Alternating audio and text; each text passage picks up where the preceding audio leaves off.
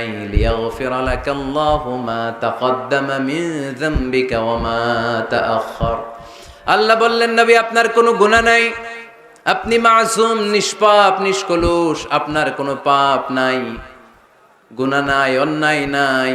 তারপরেও বিশ্বনবী বলেন ওয়াল্লাহি লা আস্তাগফিরুল্লাহ ওয়া আতুবু ফিল ইয়াউমি আকসার মিন ৭০ মাররা। প্রতিদিন আমি বিশ্বনবী ৭০ বারেরও বেশি আল্লাহর কাছে তওবা করি। কয়বারের বেশি? কোনো গুনাহ আছে? কোনো পাপ আছে? কোনো অন্যায় জীবনে করেছেন?